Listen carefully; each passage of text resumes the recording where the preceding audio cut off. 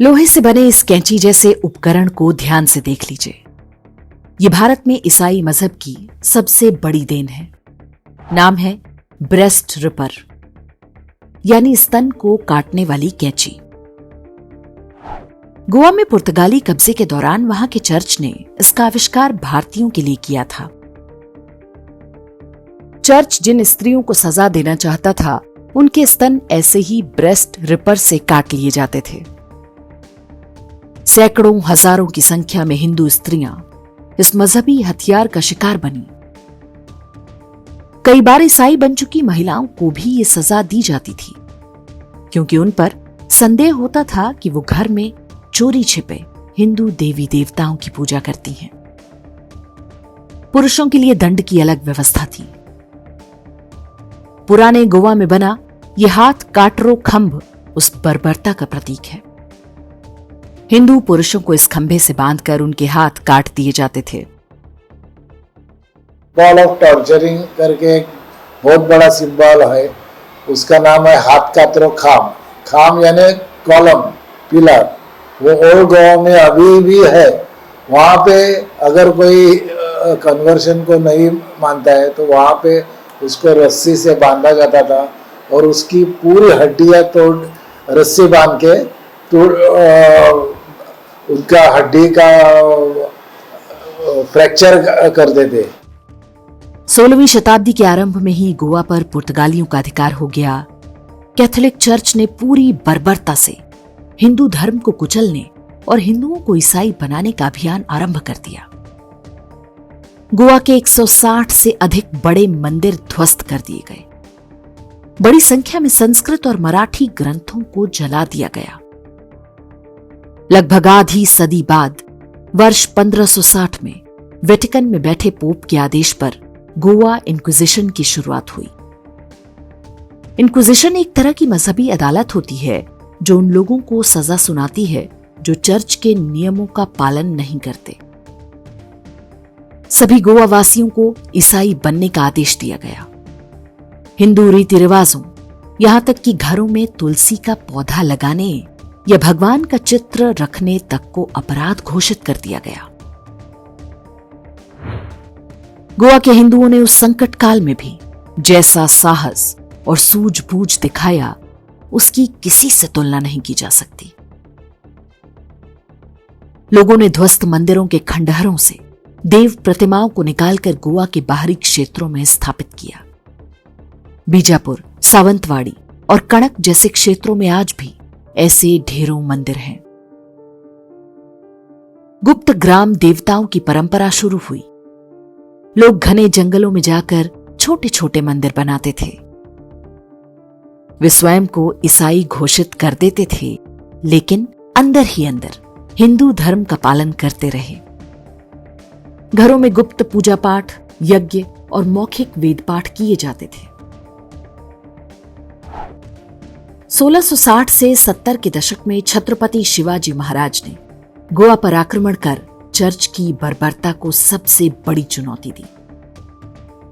शिवाजी महाराज ने सप्तकोटेश्वर समेत कई मंदिरों का जीर्णोद्धार कराया।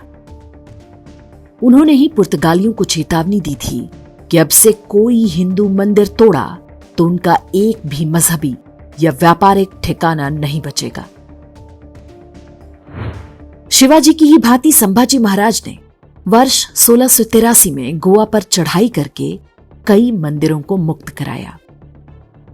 इन हमलों का परिणाम था कि गोवा इंक्विजिशन धीरे धीरे कमजोर पड़ने लगा, जो कि वर्ष 1812 में औपचारिक रूप से समाप्त घोषित कर दिया गया।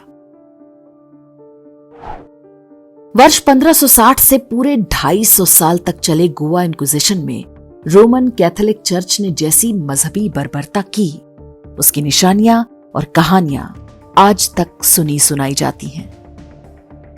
लाखों लोगों को बलपूर्वक ईसाई बनाया गया। जिन लोगों ने चर्च का आदेश नहीं माना, उन्हें अमानवीय तरीकों से मृत्यु दंड दिया गया। गोवा इंक्विजिशन के पहले 100 साल में ही 16,000 से अधिक लोगों की हत्या के रिकॉर्ड्स मिलते हैं। इसके बाद के सारे रिकॉर्ड्स चर्च ने नष्ट करवा दिए। कैथोलिक मिशनरी फ्रांसिस जेवियर की सिफारिश पर गोवा में इंक्विजिशन की घोषणा हुई थी। संभवतः ऐसे ही शानदार कामों के लिए फ्रांसिस जेवियर को मृत्यु के बाद संत की उपाधि दी गई। भारत में सेंट जेवियर्स के नाम से कई कॉलेज और दूसरी शैक्षिक संस्थाएं चलती हैं। गोवा की एक चर्च में आज भी फ्रांसिस जेवियर के शव को ममी बनाकर रखा हुआ है। गोवा घूमने जाने वाले हिंदू भी उस चर्च में जाते हैं और बिना सत्य जाने सिर झुकाते हैं। सेंट जेवियर ने गोवा में जो कुछ कराया वो आज भी पूरे देश में जारी है। कहीं पादरी, कहीं बिशप, तो कहीं मिशनरी वही काम कर रहे हैं। वही मजहबी कट्टरपंथी आज हम भारतीयों को प्रेम, मानवता, समानता और मानवाधिकारों का पाठ पढ़ाते हैं। लोग गोवा इंक्विजिशन की कहानी भूल चुके हैं, या ये कहना उचित होगा कि लोगों को भुलवा दिया गया। स्कूलों में इस बारे में कुछ नहीं बताया जाता। ना तो पोप, ना पुर्तगाल के शासकों ने कभी अपने इस पाप के लिए भारतीयों से क्षमा मांगने की आवश्यकता समझी। ये संस्कृति टिकी रही, उसमें छत्रपति शिवाजी महाराज, छत्रपति संभाजी महाराज, मराठी भाषा, संत साहित्य, इसका बहुत बड़ा योगदान रहा है। गोवा के लोगों ने अपना धर्म और अपनी निष्ठा, धार्मिक निष्ठा कभी नहीं छोड़ी। अपने जो देव है, यानी अपनी जो डेटीज जिसको हम कहते हैं, उनको कभी नहीं छोड़ा। 450 साल का गोवा में राज था, वो हमारा जो ट्रेडिशन है गोवा का वो नहीं बदल सके। And that is the positive thing of Indian culture. ये भारतीय संस्कृति है, it is a place of temple, it is actually हम परशुराम भूमि इसे मानते हैं और ये मंदिरों की जगह है, ये देवभूमि है। पूरी 3 शताब्दी से भी अधिक समय तक किसी धार्मिक समुदाय पर अमानवीय अत्याचारों का ऐसा कोई उदाहरण विश्व इतिहास में नहीं मिलता है। ये कोई दैवीय चमत्कार ही है कि गोवा में आज भी हिंदू धर्म बचा हुआ है। ये गोवा के हिंदुओं का साहस है जो उन्होंने इतने अत्याचार सहकर भी अपने धर्म और संस्कृति को सुरक्षित रखा। गोवा इंक्विजिशन के इतिहास और उसकी निशानियों को राजनीतिक ब्लैकमेलिंग के दम पर मिटाने का प्रयास चल रहा है। ऐसे में नई पीढ़ी को इसकी कहानी बताना आवश्यक है, ताकि फिर कोई पोप या उसका एजेंट हम भारतीयों के विरुद्ध ऐसा अपराध करने का साहस ना दिखाने पाए।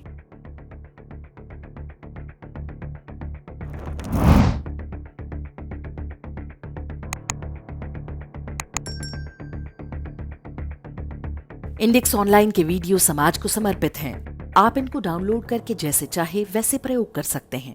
चाहे तो आप हमारे टेलीग्राम चैनल से जुड़ सकते हैं, वहां सारे नए पुराने वीडियो आपको मिल जाएंगे। हमारे सोशल मीडिया लिंक हर वीडियो के डिस्क्रिप्शन में होते हैं।